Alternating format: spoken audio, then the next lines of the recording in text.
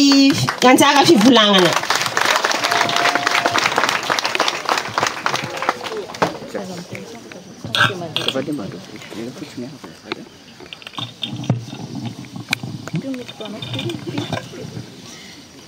Ramatoa filohan'ny antermiera Pirenena, Ramatoa vadin'ny Prime Ministre, Ramatoa isan'ny mpikambana eo anivon'ny gouvernemanta sy ianareo vadina ministre, Ramatoa isan'ny solombavambahoaka, Mesdames et Messieurs les représentants des organisations internationales à Madagascar, Ramatoa vadin'ny gouvernoran'ny faritrany Diana, ianareo manam-pahefana isan-tsokajiny, tompoko lahy sy tompoko vavy. Ankaravona tanteraka no iarabako antsika vehivavy rehetra, tratra izao andro lehibe ho fankalazana ny andro iraisam-pirenena ho an'ny vehivavy izao. Isaoraka ianao Ramatoa Ministra mponina, fiahina ara-tsosialy ary fampiroboroboana ny vehivavy tamin'ny fandraisam-pitenenanao teo. Misaotra anao sy ireo mpiara-miasa aminao ihany koa Ramatoa Ministra tamin'ny fiarahana misalahy tamin'ny fikarakarana izao fankalazana ny 8 Marsa izao. Iarahantsika mahafantatra loatra fa ny vehivavy dia mananjo tokoa. Kanefa iteny anivon'ny fiarahamonina fa mbola misy ny tsy fitoviana. Ka izany indrindra no mahatonga manohana hatrany vehivavy amin'ny asa ataony andavanandro mba hanana ny fahavitantena na eo anivon'ny tokantrano na eo anivon'ny fiarahamonina. Raha namboly bararata sy rofia isika omaly dia iaraka amboly onko na mangrove androany. Ny mangrove dia ahafahan'ny drakaka sy ny makamba mivelona sy mitombo isa ary izy ireo dia anisan'ny fotom-pivelomana ho antsika vehivavy eto Antsiranana. Manadio ny tontolo iainana ihany koa ny mangrove amin'ny alalan'ny fisintonan'ny carbone. Araka ny fantatsika, ho fisorohana ny fiparitahan'ny valanaretina coronavirus dia isaky ny renivohim-paritany no nankalazana ny 8 Mars ary eto Antsiranana no voatondra ho ivon'izany. Koa nosafidiako manokana ny tondra ny lahateniko ho an'ny malagasy rehetra amin'ny alalan'ny radio sy televisionna nasionaly. Koa manasa ampitiavana antsika rehetra anaraka izany. Mankasitraka indrindra ary manasa anareo ary iroso amin'ny fambolena ireto onko ireto.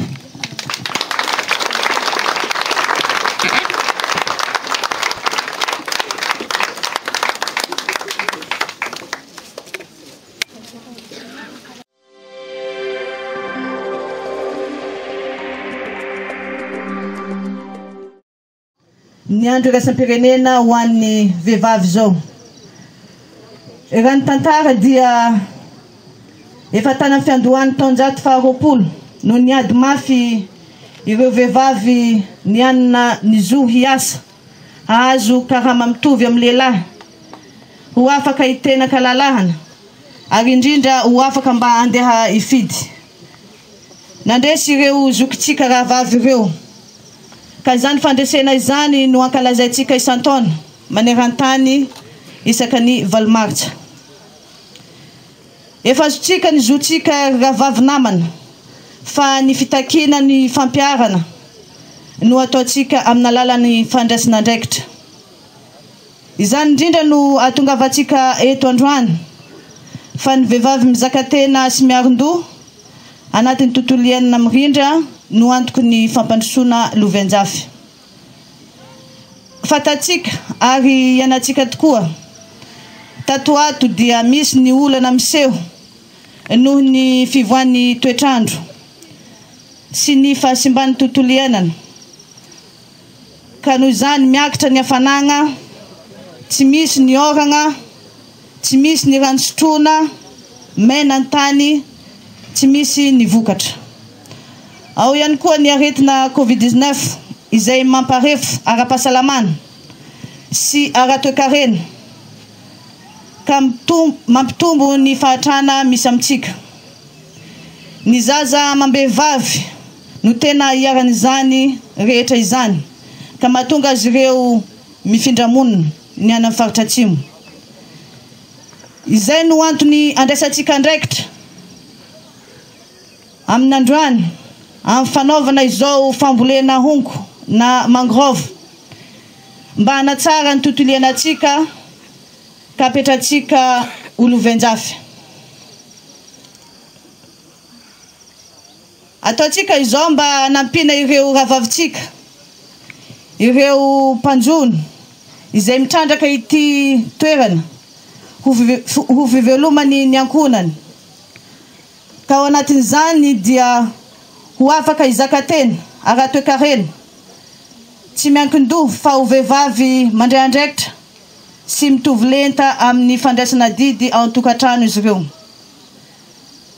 Ny ministera ny mponina izay miahy ny fampivoarana ny vehivavy dia misaotra sy makasitraka anareo rehetra fikambanam-behivavy, manam-pahefana sy tompon'andraikitra isan-tsokajiny.